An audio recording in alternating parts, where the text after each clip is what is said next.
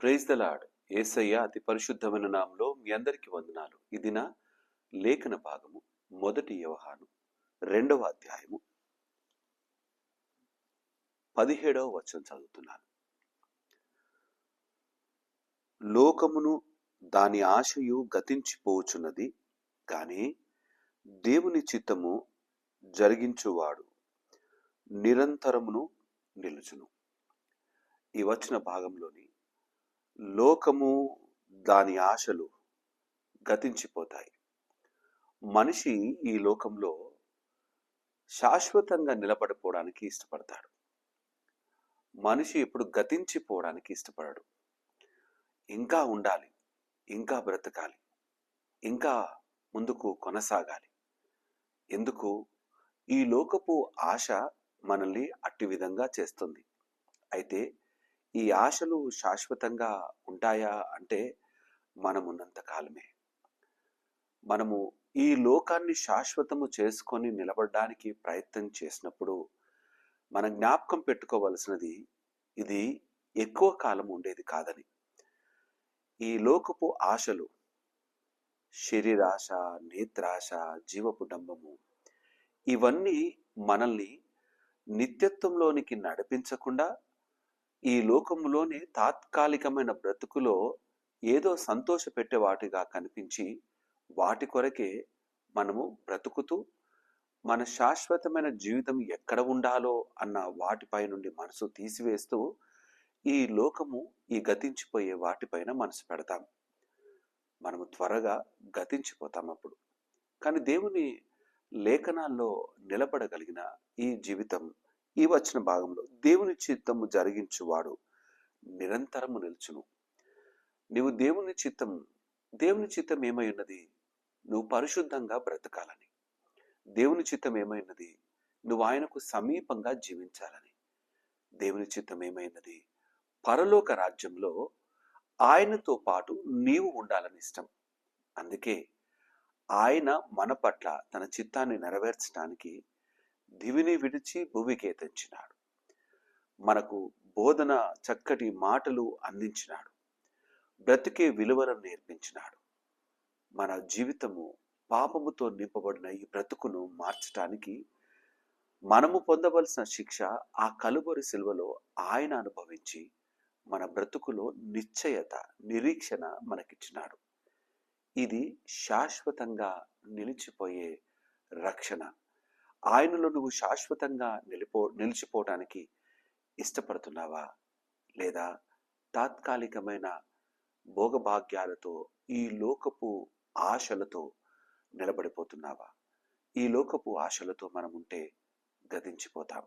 కానీ ఎల్లవేళలా నిత్యంగా, ఎల్లవేళలా ఆయనతో నిలబడే జీవితం కావాలి. గతించిపోని బ్రతుకు కావాలి. శాశ్వతంగా నిలిచిపోయే జీవితం కావాలి.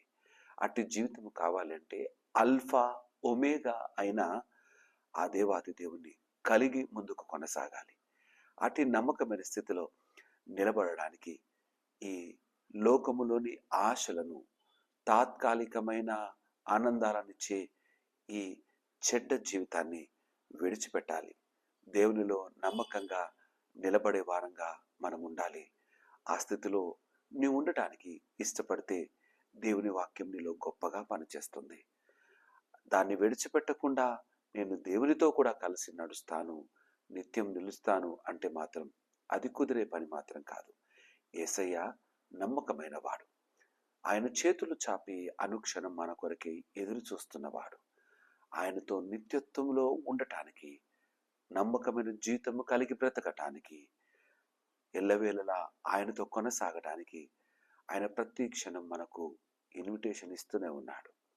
కానీ ఈ లోకపు ఆశలను విడిచిపెట్టకుండా మనము ఏ విధంగా కొనసాగలం? యేసయ్యతో కొనసాగే వారముగా, నిత్యము నిలిచి ఆయన చిత్తము నెరవేర్చే వారముగా ఆయనతో కలిగి ప్రయాణం చేద్దాం. ఒక దినాన ఈ లోకాన్ని ఆ చెడుతనముతో ఏలుతున్న అపవాది ఆ యొక్క నరకానికి త్రోయబడతాడు. వాని కొరకు సిద్ధపరిచిన ఆ నరకం, వాని అనుచరుల కొరకు సిద్ధపరిచిన ఆ నరకపు గంధకాల్లోకి వాళ్ళు చేర్చబడతారు. కానీ వారితో పాటు, ఈ అపవాదితో పాటు, వాని సమూహంతో పాటు ఆ నరకంలో చేర్చబడకుండా ఉండటానికి, మనం పరలోక రాజ్యంలో నిత్యము నిలిచి ఉండటానికి ఇష్టపడే యేసయ్య చిత్తాన్ని నెరవేర్చే వారంగా మనం ఉందామా? ఆయనతో ఉండడం అంటే ఆయనకి ఎంత ఇష్టమో, ఈ లోకంలోనే కాదు పరలోకంలో కూడా నాతో ఉండాలి నా కుమారుడు అని ఇష్టపడతాడు. ఈ లోక ప్రయాణంలో ఇది తాత్కాలికమని జ్ఞాపకం పెట్టుకుందాం. నమ్మకమైన యేసయ్య చెయ్యి పట్టుకొని అడుగులు ముందుకు వేద్దాం. నిశ్చయత కలిగి యేసయ్యతో ప్రయాణం చేసే వారంగా మనం నిలబడతాం. దేవుడి మాటలు దీవించి ఆశీర్వదించును గాక. ఆమేన్. తల వంచుదామా? ప్రార్థన చేసుకుందాం. మా ప్రియ యేసయ్య, మీకే స్తుతులు తండ్రి. నాయన, నువ్వు ఎల్లవేళలా అల్ఫా ఓమేగాగా నిలబడ్డ దేవునిగా మాకు తోడై ఉన్నావు. నా తండ్రి, ఈ లోకపు ఆశలు గతించిపోతాయి. మేము గతించిపోయే వారి గుంపులో కాకుండా నీ చిత్తాన్ని నెరవేర్చి నిరంతరము నిలిచే వారముగా మమ్మల్ని నీ గుంపులో బహుబలముగా నిలబెట్టమని ప్రార్థిస్తున్నాను. బలహీనతలో ఉన్న ప్రతి బిడ్డను మీ దయగల చేతికి అప్పచెప్తున్నాను. ఆత్మీయంగా బలపరచు తండ్రి. లోటులను సరిచేస్తూ బలపరచు తండ్రి. ఈ లోకపు ఆశలు కలిగిన వారుగా ఉన్నారేమో, వాటిని తీసివేస్తూ నిత్యమైన నీ ప్రణాళిక నెరవేర్చబడులాగున బిడ్డలను ఆత్మీయ లోతులలోకి నడిపించి నా తండ్రి, అనేకులకు గొప్ప సాక్షులుగా స్థిరపరిచి నడిపించమని ప్రార్థిస్తూ ఈ దిన ఆశీర్వాదాలతో నింపి ముందుకు కొనసాగింపజేయమని యేసయ్య నామమున అడిగి ప్రార్థించి వేడుకుంటున్నాము నా తండ్రి. ఆమేన్. దేవుడు మిమ్మల్ని అందరినీ దీవించి ఆశీర్వదించును గాక. ఆమేన్. అందరికీ ప్రైజ్ ది లార్డ్.